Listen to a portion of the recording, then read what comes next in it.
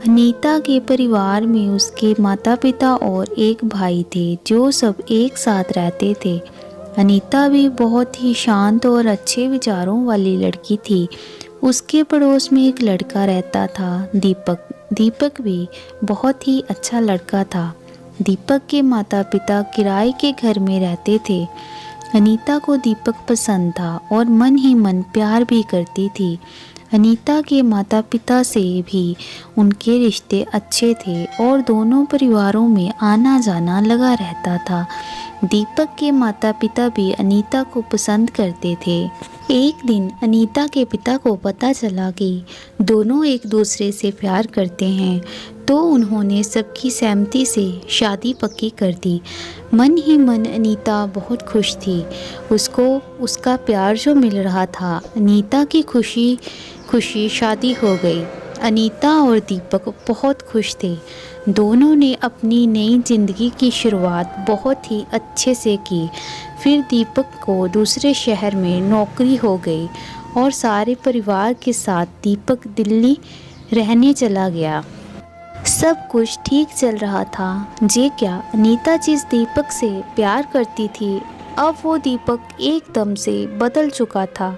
एक दिन दीपक अनीता के घर जाता है और अनीता को वहाँ छोड़कर चला जाता है। कुछ दिन बीत जाते हैं, लेकिन दीपक अनीता को लेने नहीं जाता है।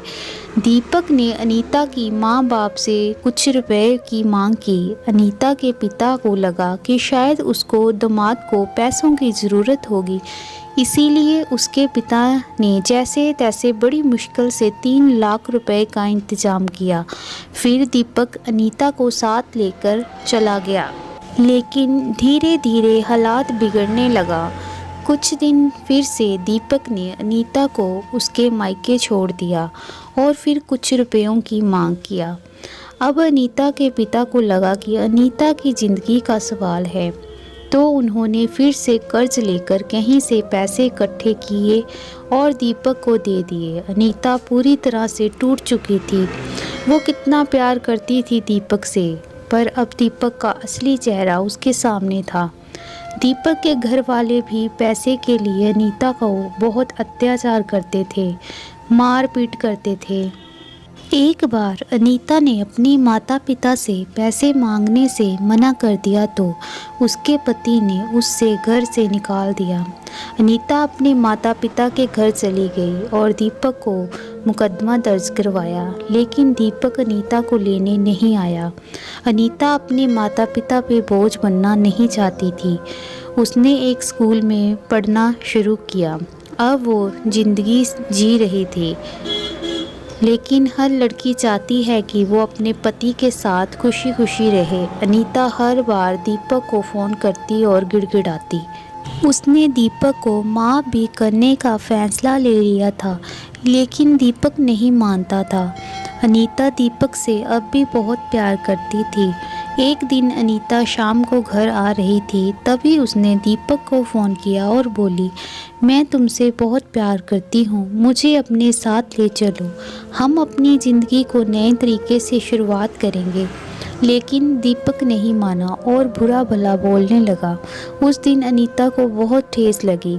उसने कहा, मैं मर जाऊंगी, लेकिन फिर भी दीपक नहीं माना और अनीता अंदर से इतनी टूट गई थी कि अब उसके पास हिम्मत नहीं बची थी। वो जीना नहीं चाहती थी। उसको लगा वो अपने माता पिता पे बोझ बनकर नहीं जिएगी। इस ज़िंदगी से तो मर जाना बेहतर है। और अनीता ने खुदकुशी कर ली। इसमें अनीता की क्या गलती थी? और उसके माँ बाप जो कि अपने बच्चे के आने की राह देख रहे थे, लेकिन अब अनीता लौट कर नहीं आने वाली थी। हमें कभी भी अपने जीवन से हारना नहीं चाहिए, हमें ज़िंदगी से लड़ना चाहिए।